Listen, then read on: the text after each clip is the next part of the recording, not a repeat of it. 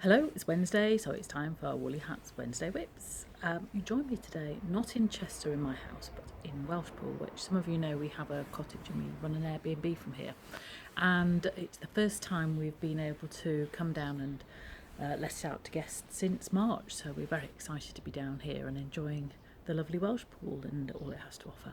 So welcome to our yard, which is a bit overgrown, and one of the tasks is to weed those later on. Anyway, so if you hear some cars in the background, that's just people passing through on the way to the coast or shopping or something like that. So that's the chit chat over. What have I been doing this week? Well, you remember last time I said I'd be finishing the jumper. Well, still doing the sleeve. I got a bit distracted. However, you remember there was the mystery knit.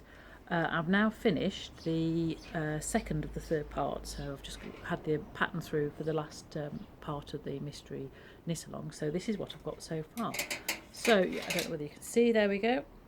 So that was the start at the back, so it's I think it goes over the shoulder there, and then just there is the divide to the neck, and then this is one half of it. So that goes down to another square at the bottom. And so the last bit is replicating that along here, so it will be something that goes over the head like that, oops, around to keep me nice and warm. So I'm looking forward to finishing that. And oops, excuse my hair, I'm going to get my hair chopped off at the weekend. So it's a lovely pattern, very simple but very effective, and this yarn is really nice. It's done by a lady who's in Cheshire somewhere, called Knits for a Mad Whirl, and it's really soft and luscious, and it's hand dyed.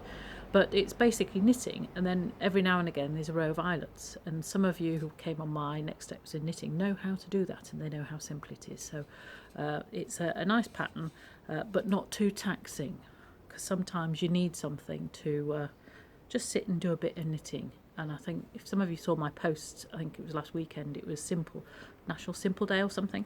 I recommend the virtues of doing something simple, because it doesn't wind you up, or the fact that you're not doing anything. And actually, I think to do something simple well is often as really satisfying and nice as to do something really complicated. So for all of those who are learning to knit and crochet and think, oh, I can't do that complicated stuff, don't worry. Stick to the simple stuff, or as they say, stick to the knitting, and really focus on getting the tension right, getting the stitches the same size, feeling that lovely yarn, and making sure that you get it to the right size as well. So that's what I've been up to this week. Hopefully next week I can show you Mr. W's jumper, but also I've got some yarn from another lady in Cheshire, actually in Chester, round the corner from me, it's amazingly, in Bourton, who also does hand-dyed yarn. It's merino soft wool, but I'm not going to be making socks with it, so I shall leave you at that, and then you can see what I'm going to make with it next week. Have a nice week. Don't forget to show us what you're working on, and I'll see you next week. Bye.